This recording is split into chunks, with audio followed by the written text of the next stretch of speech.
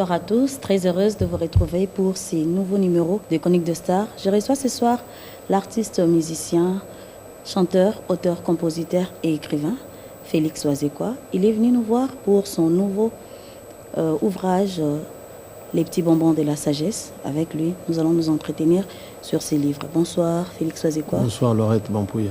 Comment vous allez? Ça va très bien. Ok, to yambio lelo aboui. Et c'est un rendez-vous parce que au sali exception, to kaki sango. Après 2 versions bafimbu, to kutana ba musicien nzela ndeni te président aza mwanga mbokuna a obongisa livre na et finalement livre bimi. Livre bimi. Oui. Sango boni. Non, ça va très bien. On est très content parce que livre bimi le 10 janvier la France. L'édition Bergame, les alliés distribution à Maison Hachette. Donc, partout, ils ont côté malem et malem. Par exemple, dans le bateau Angleterre, Basagi Nangote, mais les lots, dans Amazon, co.uk, Bakomi Nango, tout c'est la source bateau. On boit comme source à chaque fois, et côte à côte. Vraiment, réaction à bateau, d'abord, surprendre Ngai, puis c'est plus Singai. Voilà, donc nous d'accord, toko kota na bozindo pour na lobela masolo ya les petits bonbons de la sagesse. Okay, mais nous on sort dans la rubrique mon cas to benga vos questions. Bande ko ba poser que ba question, yo répondre bango.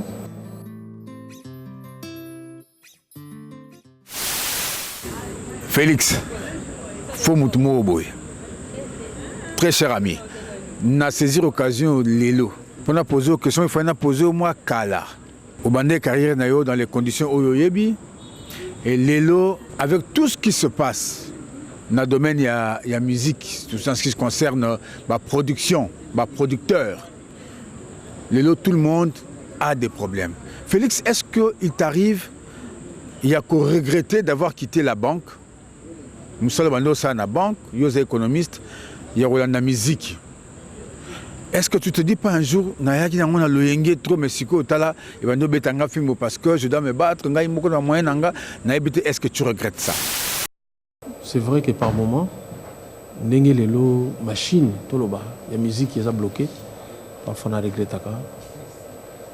Mais le qu'on a le talent, on a qui regrette. On a le petit. Si petit, malgré mes kakatano, mazo fungola toujours la porte, on a tout bien. Bon, ce qui sur le plan, par exemple, il y a des moyens. Côté où on a des moyens, tu récupérer sur les perdutés, parce que tu perds déjà 70% à revenir à Bissau. N'engé, tu as sous que se mouvoir tranquillement, aucun orchestre n'a poto, même orchestre n'engolingi. Et là, on a moyens de faire salité. Mais le roi n'a pas le talent en Zambie regretté.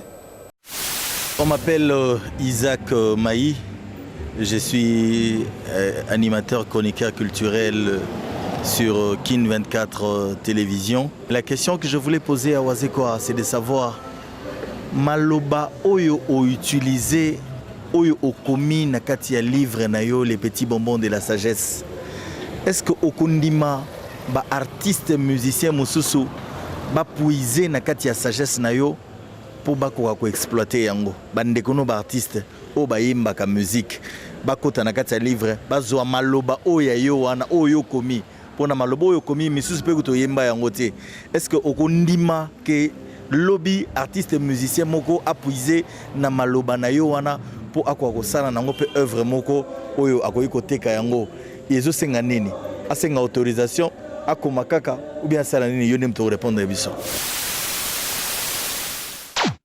Non, le livre est associé à Ngate, comme il y a Mokili, comme il y a public. Donc, ouais, il y a un passage, il y a Nzembo, tout a un sujet, en tout cas, il y a une autorisation à Ngate. Il y a un livre pour appuyer la culture de la vie. Merci Isaac Maï pour la question. Alors, dans Kotikamba, il y a les petits bonbons de la sagesse, c'est Ali premier C. Alors, écrivain Mingi, tout le monde a babandara na ba roman, yo c'est décidé ka boembala moko okoma ouvrage mo ya 153 pages. Motivation ana ya écriture et outil côté ni. Oui, d'abord, il faut préciser le moko. Livre o ezali essai. Donc essai lingo loba livre moko et bimina ba réflexion ya auteur. Pour mutako comme même 20 livres, même comme nous on a sali essai. C'est-à-dire que soit sali livre moko azo réfléchir. Or rock ba roman ezalaka moins fiction. On nous a pena na réalité té. Yo mo pona ndengo usuki c'est la lisolo ngo. Na linga pe ba roman, mais la linga mingi kotanga ba essai parce que on est ma qualité ya auteur sikoyo. Au moins on a un livre ou bibliographie ezalité. Donc on attend un livre mon côté, on a comme un livre oyo. On se référé qu'à 2 ou 3 fois dans la Bible. Voilà. Donc dans l'ingaki ko banambalamo on a un livre, genre un livre on a sepela kotanga donc ba essai, ba livre ya ba pensée, ya ba réflexion. Et on a proposé ba tumbalamoko. Un jour peut-être on a comme un roman, mais pour l'instant tout ça on a une réflexion. Un modèle dans la littérature. Dans la littérature modèle nanga utokufa comme on a Jean d'Ormesson. D'ailleurs, il y a un préfacé livre. Je suis très malade. Donc, je suis vraiment bouleversé. Malheureusement, je suis à Kisasa, au Congo. Je ne peux pas m'attendre. Donc, c'est lui vraiment mon modèle. Bon, ça est belé. Au moins, Michel Serres, Alain Finkielkraut. Ça lui donc mis belé comme à Kassi en France. Tourner dans côté pour la lecture, pour l'écriture. Alors, dans l'ouvrage, vous parlez. Na page 7, à ceux qui apprécient la sagesse. On a tourné la page 8. Dans un paragraphe d'abord, une introduction. Ce préambule nous permet d'aborder la démarche de ces livres sur la sagesse. Assurément, certaines personnes naissent avec une disposition à la sagesse et d'autres, j'ose l'affirmer, doivent apprendre sur la sagesse. Oui. Est-ce que existe-t-il une école sur la sagesse? Pour na bateau babotami la sagesse. Oui, c'est-à-dire que Batumusu a déjà une disposition innée, mais Mutumusu, tant que vivre dans l'univers où on a la sagesse, il n'y a pas comme on. Donc, tout le bateau est école, mon bimamé. Alors, on a bateau, ils ont dit, au boti moi, on a intelligent, on a sagesse.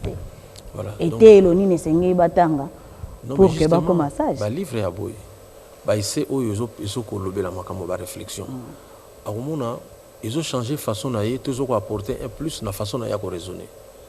Moni ya kanisaka boye ma omona babina été normalement ko suka banate on dit par exemple si je mon azo sepela on a livre awa na page 141 batu mingi balinga kolobela bolamo basala bangote on dirait baza ba autodidacte on dirait nous surtout bakoka bango moko je pense que ça défaut même moto zo solo na ye azoba moto aloba bolamo ya batu basala été na si on appelle zo sala ye akolobela ngote un jour donc tant autant biloko on a comprendre que non il faut plus que le belabolam bat bazo sala yo je pense que donc ils ont un sujet belé ou aux alake mutaromona que non mayele onazaki nangote en fait c'est ce que ça veut dire façon à raisonner boy nazaki nangote mais tant on attend livre on a combiné même ngamo on a ba décision mingi pe à partir à ba livre donc on a quand ça ndenge moko boy mais tant autant que comprendre que nzoke ça va bongote alors ça mingi na kacha livre.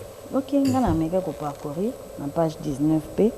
Ici, que le Béli, que c'est lui qui a inventé le feu rouge, s'y arrête lui-même aussi. Oui. Alors, la page 20, il y a un paragraphe au Kotasuka. La vie te mettra debout comme la lettre I, et par moments, elle te pliera comme la lettre C. L'essentiel est d'être à même de s'adapter à toutes ces éventualités sans trop maugréer. Au Longwa, il y a une page 135. Et pas wapi olobeli makambo sur la mort.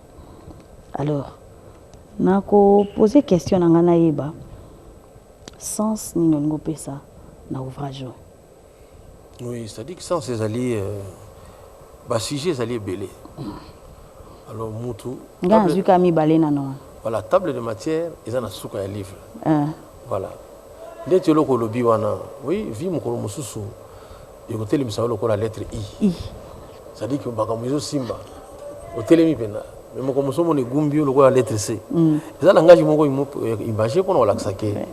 Mi connaît ça en nègre côté. Il faut qu'on accepter pe na moment où yo comment vivre ce que le contraire pour na oui ba ndenge ni ko s'adapter.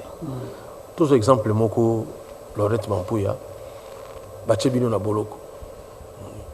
On a bagumbi bino ko la lettre C hein. Bachebino na boloko besoin la lettre C. Sikoyo mususu azolela langa cha boloko. mais mosusu pas koloba mais so otali bien ngapena na tanga bible bandeli tisuka te hein donc to zapeka na makala wana moni bayelanga ka bible na bandango e bandeli tisuka 7 mois après so ya six lecture ya bible et que babimisi bido na kasho est-ce que moto atangi bible auti peut na kasho te ponanga auti na couvent auti na kasho te bino bato bosaki ka ko lela comme tout na obima mokolo nini ndeko perdre temps ça dit que idée na ngezali même temps tout ça n'a pas de difficulté tout le cas on a difficulté on a profiter dans mon ndenge nini voilà c'est ça.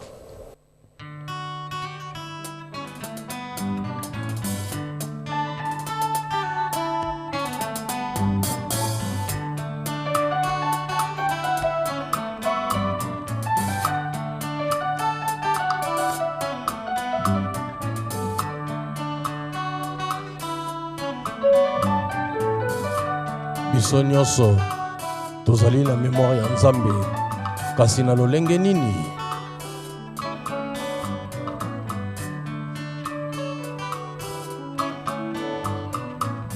Nzambe osala koyeba na kobosana kasi biso bikelamu na yo tobosanaka mingi yango toyepai na yo mei obomba biso na mémoire na yo Nzambe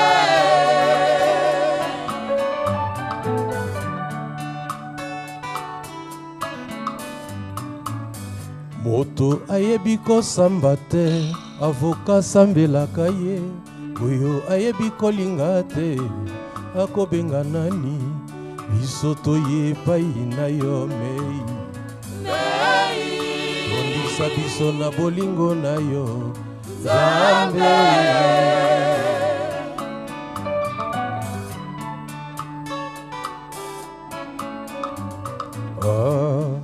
que ton royaume vienne que ta volonté soit faite sur terre ndenge Jésus-Christ ateyaki biso tosengaka yo plus que jamais tokomi na posa ya bokonzi na yo plus que jamais tokomi na posa ya bokonzi na yo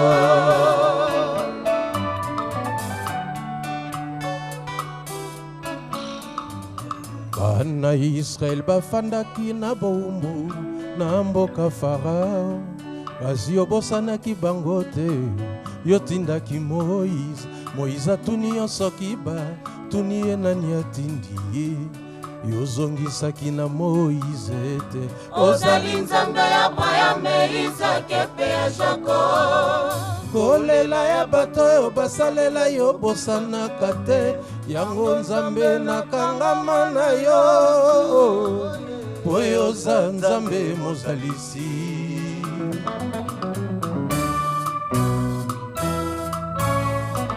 babolamu nyonso nasala ye na pese na balance kasi ekoki ata engrame te yozali Nzambe ya Abraham, Isaac pe ya Jacob ndenge obosana bango te kobosana biso te na mémoire na yo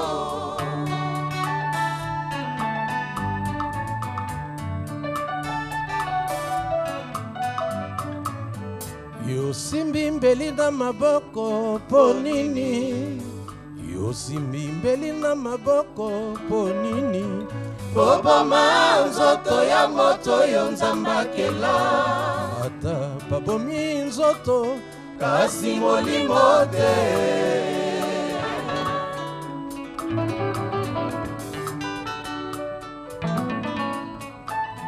napesaki morke mbote kasi ozongisi ngai ye esika bato baza Nzambe merci na ngai kotosa yo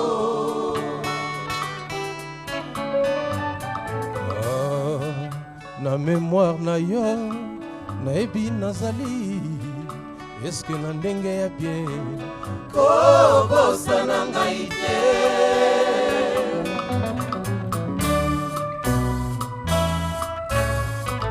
babolamu nyonso nasala ye na pese na balance kasi ekoki ata engrame te yozali Nzambe ya ndenge bosana bango te kobosana biso te na mémoire na yo.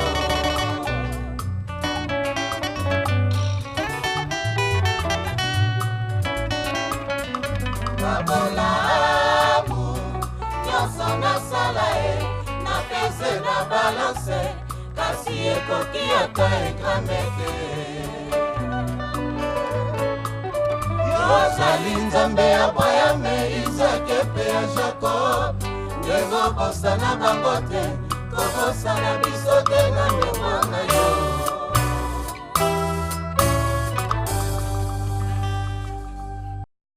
Et bon, causons à page 136, la photo illustre souvent le visage d'un mort lors des funérailles. Le problème est quand on s'est fait prendre en photo, il faut parfois se demander si ce n'est pas celle-là qui sera exposée à notre décès. Oui. Oui, mais tant toujours quand sa photo quand on a photo on a bien. Faut mettre la face bien. Pour même sous on a ba tena ba mukula liwa. Bank ça sont à selfie. Même quand sa photo ni surtout faut le quand ça ngo bien parce que l'idée wana yela nga muko musuna kena matanga ya garçon mona matete. Garçon na zaki joueur. Et oyebi kena katafal kenaye batie photo na ye na mayo. Or ezala mingi photo ya mutu na moi veste pour pesa moi valeur quoi mais batiaki na mayo. Il est lisenga sous makasi na bi abonga même donc parce tellement ça là qui gêne ça va penser pe maman okufa dans te. Donc ça là qui ça là nga passe mingi on a le baki phrase wana tant quand sa photo faut la peine ba photo mo pe boy on ne sait jamais. Alors on ne sait jamais na kata musique peut-être te poser sur la question au lekana na banque ninga ba nini pousser yo au comme livre oyo. Le livre ezali parce que na tout ça ba émission na biso ba raisonnement mingi na pesa na lingala na mituna mukolo musutu bongo bato ba yibi lingala te bongo bato ba yibi na bango pe français te bato ba yibi makambo mais faut na penser na bango livre oyo ke nanga musika et vous allez traduire na chinois déjà ba démarche yo sala mapo la traduire en anglais faut la traduire en espagnol pourquoi pas en portugais ça dit que na lingaki makandiso na zaka nango mikili mususu peut découvrir yango moni tala par exemple problème sous bato bayebite ndenge livre oyo ebimi donc na komi livre na maboko bo mingi bakomana bango directement na machine bo bango bamesana na bango minga nazana na makambo kala makambo maboko tango na silisi na tia yango propre nake kotika na ba édition ebele na poto ba édition wana batangi yango mingi ba préféré baso yango babimisa yango bo natali oyo ezako offrir ngai ba condition ya bien na poni édition Bergame. Donc, tala non makanisi mususu utaki na lingala o traduire en français mais minele ba sepeli kaka. Ça intéressant na moni tina na ngonde yango wana. Il fallait na tika la kana lingala te parce que elingo za l'expertise moko za lokola ndeti omoni bonganga ezala nini.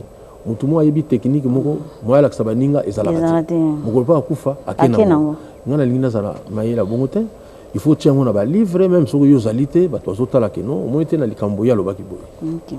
Alors depuis sorti un livre obina édition Bergame ba critique eza nini? Ah non, en tout cas vraiment donc on a pris la caméra ko be ndangai na très content. Na très content na no critique mo yete. Mais na mona na ba livre mususu ezana ba page à dédicace.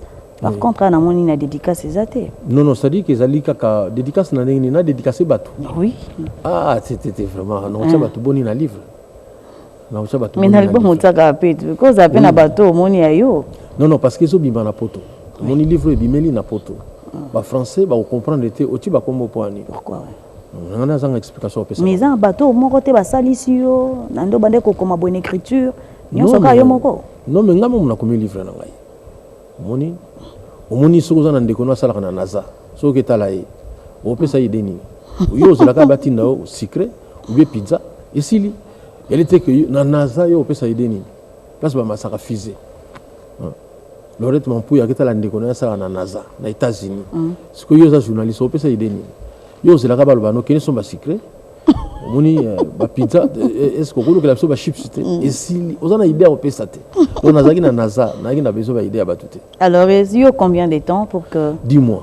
10 mois. Na écriture na donc oui mais sikoyo et là au moins ça l'a plaisir tant au livre ba na ke signer contrat Babi monsieur Kozano de toute façon précédé livre bimana entre 6 à 7 mois. Mais on comprend que 3 mois après babi mission. Oh là là. Ah, c'est sûr et ça là ils vont plaisir. Alors, désormais, comment combiner la musique, la littérature. Littérature, oui. Or, univers à littérature, ils ont monté la musique. Vraiment. Ils ont sacrifié à moi, musicien. Non, non, sacrifier bangote, peu ils ont dit que net année au livre faut bien les sous, non? Peut-être dans 2 ans, peut-être dans 3 ans. Mais dans 3 ans, on a culture pays vibautique parce que aux en 4 ans d'écriture, pas raisonnement. Tu n'as pas la souvenir na ça qui libosote que na kangisi 10 mois. Ce qu'on a comme chaque jour. C'est qu'on a 8 ans, on a commis déjà pour. Normalement, le livre est à 300 pages. Quand on a des fanatiques, on a commis la sur WhatsApp, on a commis la présent, on a une page. Il faut une page, il y a 120 pages. On a été à présent, on a été sur le WhatsApp. Total, on a mis une image. On a mis la total après, puis il y a ça là net livre net WhatsApp. Il y a Mukuse. Donc so sali ya mulai net ko ba page etikala ki wana. Donc toujours ko bibisa ko les lotes. Alors, to soli wana masolo ya les petits bonbons de la sagesse. Sagesse oui. Mais Félix Oise comme quoi bongo, azapé musicien. Oui. Tout le monde a boyé na mois de janvier au Toleka. Oui. Au ici 2 titres. Hein? Oui. Donc on sali hommage à Papa Wemba. Papa Wemba. Ouais, le prince de la rumba, Papa Wemba. Nyalanga nzoto ekosila, awa bomengo ekomi nyongo, komanga imoto ya yambo na prochain mobembo ya liwa, po mabele eyebiye, kobomba nzoto ya moto koleka mitema ya bato. Oh, oh. Soki motema ezwaka ngai, ndenge ya ngai elali na mawande ebebi yoyo, nzembanga na nzemba to nzembe longo, nzembanga na nzemba to nzembe longo, mama yeyeye, nzembanga na nzemba to nzembe longo.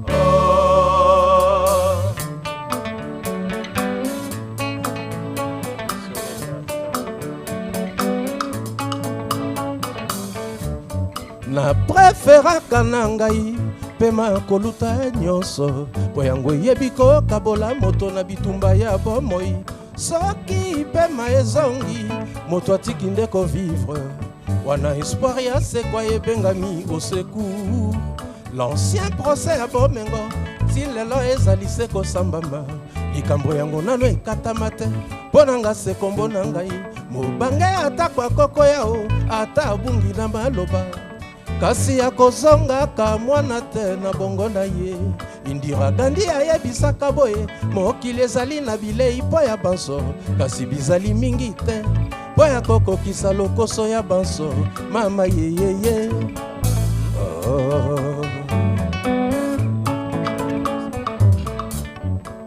Miso na manaka yawe koma moselu, j'ai appris par cœur la souffrance epona bato ya se. Wapi libongo un jour na komisa ya ngai susi nzolele. Moto soki yawe bakotonga se biloko ya tika na nsima, bomoto bolingo bondeko na ye nyonso ekei se pamba, soki Maria Rosa te nani akoyeba na nsima. Nalingaka bana na ngai, oh, nalingaka viva na ngai, surtout nalingaka bandeko bangai.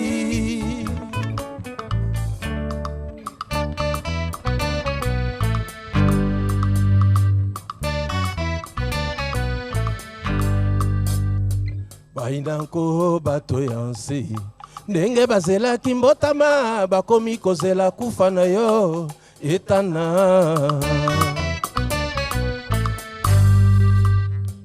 Ata batongi pe na ndako nzambe, bazali mosika na nzambe, bakumisi biloko ya mokili, kasi mozalisi nango te o.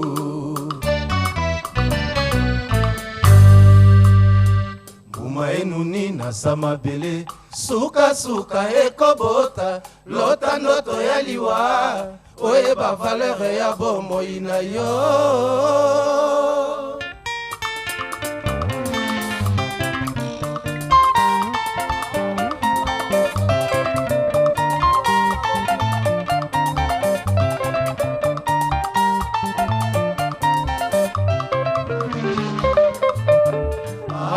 wemba kende atika biso biso bana mawa totikala sekolela moto kutwa nuna kakasi pasi ezonuna te oya kobungisa ekumani bokulaka nyonso oyo mawa mabe kobungisa moto tokotika kokanisa ye te.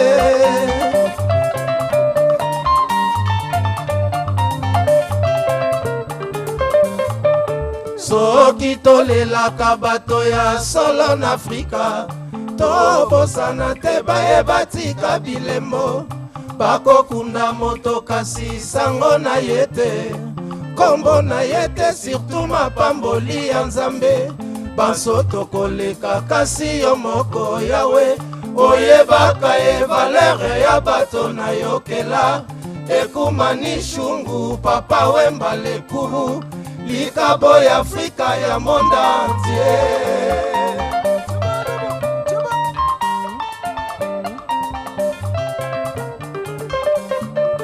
Papa wemba kende atika biso biso bana mawa totikala sekolela moto kutwa nuna kakasi pasi ezonuna te oya kobungisa ekumani bokulaka nyonso oyo mawa mabe kobungisa moto tokotika kokanisa ye te. Dread Carolage Awechi, Papa Wemba l'immortel.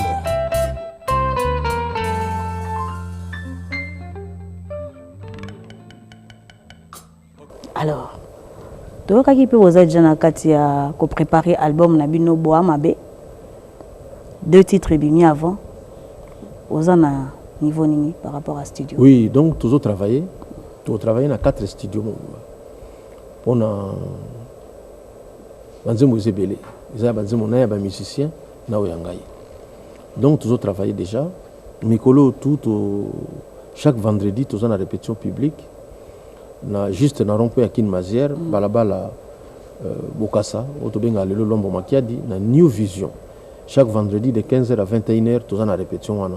Mais kuna eza makambo ya Boa Mabe te. Kuna eza makambo ya banzembo sebima. Pour banzembo oyo ya Boa Mabe, il faut ça la makaka na niveau ya ndako. Ndenge to sali le teta, et to sali le prince de la rumba. Donc toujours travailler, wana suko ba jour nango etala kaka ngai na ba musicien na bureau. Mais qu'est-ce qui fait comme ici 3 titres génériques de Kaninote? 2 titres. Beau générique au eza na. Tous en a 2 génériques. Ouais. Moko komo nango epesera molili. Mosusu komo nango bomba mwasi na yo. Na ebisi yo eza kitoko trop. Na eba ki soto bimisi yango bato ba sepela mais si manango ba lobani ye kaka ba générique. Ya on a ba bo to tika na mama ba générique to sala les teta. Ba sepeli. Hommage à Papa Wemba, bato ba sepeli. Nalinga ko remercier mingi pendant parlant hommage à Papa Wemba, Cornélie Malongi na mama Amazon. Parce que maman fungola ki ndako abimisi ba photo ya papa. Oui. Ye moko akoti na clip. Na mona eka na ba clip ya mobali na ye. Na ebité so sa kota na clip ya mutu mususu. Ba koti na clip oyo tozo sala pona hommage ya mobali na ye. Yango na balobaka ke mobali azokende liboso ezaka na mwasi moko ya malonga pemeni na ye. Na comprendre pourquoi papa azaki munene. Mama wana ayebi. Alobaki nanga phrase moko alobi nga nazaka nanga yuma bino mo bokombisa nga yanke siko na lika bino kuna yanke. Ok, navanza weto comment chuter, nous sommes vraiment à la fin. C'est quoi votre prochain rêve? Oh, ba rêve ezali belé. Ba rêve ezali belé. Rêve nanga liboso ezali réussite ya culture pays. Quand je parle de la réussite, c'est-à-dire que ba musicien vraiment va s'épanouir. Au dit lelo banda tobeta sous na pototé, il faut qu'on reconnaître yango 70% ba revenu na biso ba longola biso yango. Donc quand tu as un membre moko ba kata yango. Parce que na ba musicien na poto. On a un effort au salatin. Au moins na maman musicien est présent. Ba kabelinga voiture yo, to na sombi voiture yo, to na sali bobo na bona boy. Ngana zo se charger kale mususu na dédonnement. Mais on a qui ça ils a facilité. Moni donc il faut ba conseil raison. Bato ezali ba responsabilité na bango. Et puis nazo s'adresser na mandeko na bazana poto. Bon na yebi ke bazana ba raison ezo sala bongo.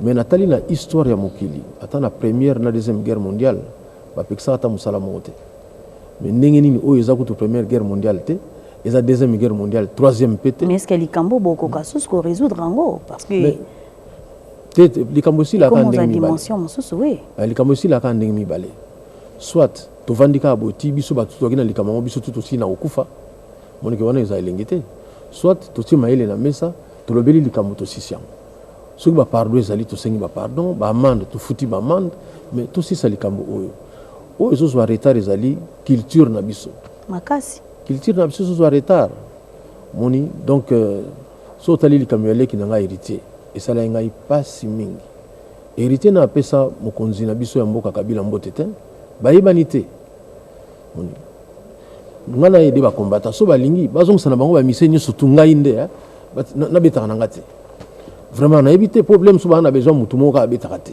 ezala nango ta ngai mais bana lokola ba héritier wana aye akutana na mokonzi ya mboka te mais akoyi na makambo moko oyo etala ekutu ye te oui eko sacrifier pe non moi je pense que kanda ya solo fait ponaka moni la colère doit être sélective omoni même nzambe ntango atie délige abikisi Noé na ndambo ya bato ntango atumi moto na Sodome na Gomorrhe omona Lot abiki na mwasi bo mwasi ne malheureusement atalaki nsima mais bato babikaki mais tozomona kanda moko ezali awa eza koépargne musicien moko te na bato tokokanisaka no bango bakokobeta mais bazobeta kaka te donc bato bayokela biso mawa bayokela culture na biso mawa ekomosala biso pasi mingi lelo oyo mayele tozalaki nango ya kobeta baolympia basalo wana ezokende mpe ekomobunga mpe bino mpo bobeta te ozomona so bato bayeba yango te na opermettre nga naloba likambo oyo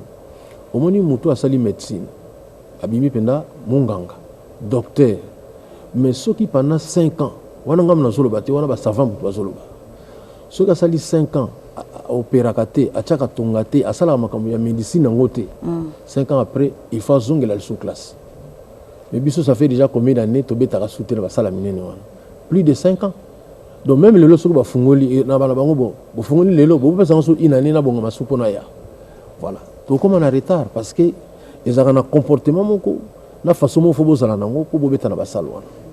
Alors dernier mot na yo pona émission lelo boye je pense que il y a une première la chronique des stars mais il y a sokade mais merci big d'abord pour la qualité émission merci na sepeli ya trop omoni oyambingai oswanisi nga na mituna te ezali nde mpona oyo ede ngai bato bacomprendre que livre ebimi que toza na studio vraiment baémission ya boye nde fo ezalaka merci po tokoma kosala baémission mosusu kasa oyebaki te babengi so na tribunal osanti mpenaki nayesala nini awa procès donc vraiment nayebi so procès kutu kitoko alors ozomona boye ozali naza très content merci na occasion opesi ngai l'équipe union surtout ya RTNC en particulier maman Nicole Dimbambo na pesi mbote mingi et puis ba mission surtout ya culture pays vie o lelo tozaki na bango toyembi na bango banzembo o bat bazoyoka non vraiment je suis content l'équipe na zanango très très content wana ezali kabo ya nzambe alors livre na bino yango wana mingi bazoko mituna alors nasali partenariat moko na Jean-Marie Kassamba ya télé 50 numéro moko ezoleka na se wana quelle que soit province yozali soki obengi bango bakosarrange mpo batindela yo livre à part wana toza na shop don de Dieu eza bashop moko batekaka mingi baportable bacanal sat babiloko moko ya ndenge wana mais comme c'est un ami abi non nakoyede yo pesanga na mo balivre natia na bashop na ngai aza na 150 points de vente na Congo mobimba donc bashop don de Dieu et puis toza na librairie ya monene na mboka na biso oyo Saint-Paul tobengaka Mediaspol ezali kuna voilà et puis librairie Grand Lac oyo ezali na croisement ya Willery na boulevard du 30 juin ezali wana na hôtel Memling pe ezali na ba supermarché mosusu pe déjà c'est côté bato bakenda ba supermarché omona so tala bien omona place moko les petits bombo eza wana mais soki pe moto aluki amoni te abengaka ngai moko naza nango ebele mosala tekeli ezala bango. Merci Félix Wazekwa nande oyo otala biso aboye c'est moi. Grand merci à vous fidèles téléspectateurs, merci à la grande équipe technique Quant à moi, on se retrouve les samedis prochains. Bye bye.